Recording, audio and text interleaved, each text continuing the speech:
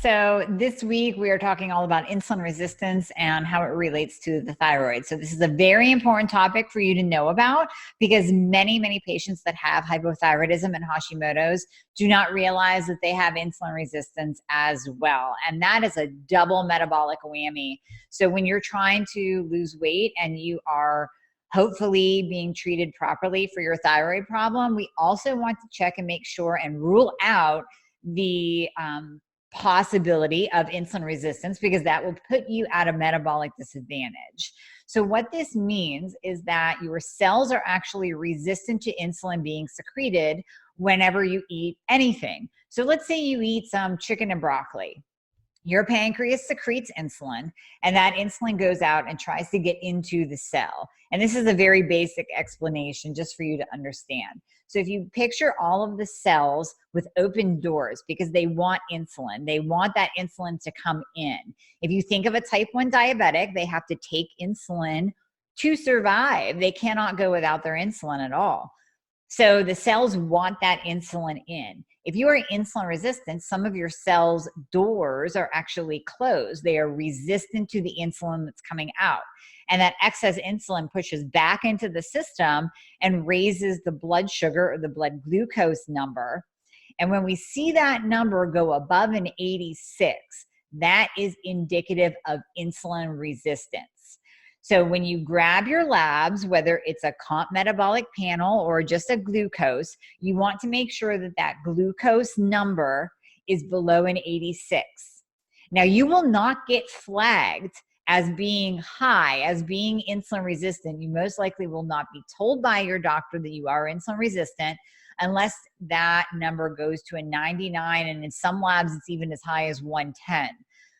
We are looking at you from an optimal standpoint, from a functional medicine standpoint, and we want that glucose number to be below an 86. That's very important. Anything above an 86 does indicate insulin resistance. Now, why this is important for weight? You have to realize that insulin is like a Jekyll and Hyde hormone. So it's needed for life, like we talked about. All of the cells need insulin. You need insulin to survive. But if you have too high of insulin, then it is the fat storage hormone. So it's just like a Jekyll and Hyde, it has two faces. So in the one face, needed for life, the other face, in excess, fat storage.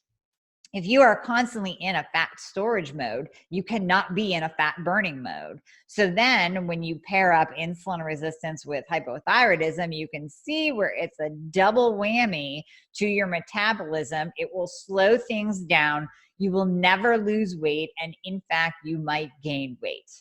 So again, when I work with patients, I look at you as a whole person. We have to look at all of the symptoms that you're dealing with, but we also have to look at your lab values and make sure they are optimal, not just normal, optimal. So I want your thyroid optimized, but I also want to make sure that there's not insulin resistance hanging around. If there is, there are definitely things that we can do. So in the Facebook Live for this week, I talked about berberine, and I will post the link to my favorite berberine supplement below. It has worked phenomenally for all of my patients that have insulin resistance and even type 2 diabetes. The scientific literature is definitely out and is strongly in support of the use of berberine with metabolic syndrome, type 2 diabetes, insulin resistance, obesity, and it even works for IBS too, irritable bowel syndrome. So it gives you almost a double bang for your buck. And it works with metformin. So if you are on metformin already and you know that you have insulin resistance, then or type 2 diabetes, then it works very, very well with metformin to just lower that insulin response and lower the blood sugar response, that glucose response that you're getting from food. It opens up those cell doors that are closed and that are resistant to the insulin. So it opens those up so the insulin can come in. That's what we want. We don't want it floating around in the body. We want it in the cell doing its work. So that's what berberine does. So that is one thing that we can do, and we can definitely change up your diet and change your nutrition plan as well. So there are things we can do to improve insulin resistance. In the next video this week, I will talk about how there is a connection between insulin, thyroid, and cholesterol.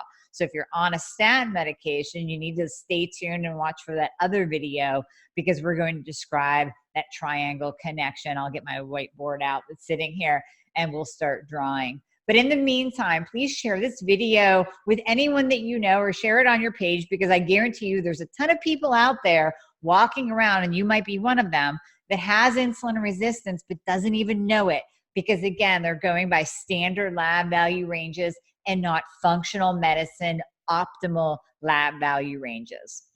Again, in the comments section, I will post a link to my free guide. I want you to download that guide, because in there are all of the thyroid tests that we want you to have done, all of the optimal lab values for those thyroid tests. And then we also talk about insulin resistance and what you can do, how to test it, all the tests to get to rule out insulin resistance, and where your numbers should be. So definitely download that guide and share this video with your loved ones and your friends and people who might be walking around struggling, walking around with insulin resistance and not know what to do about it. So until next time, thank you so much for watching.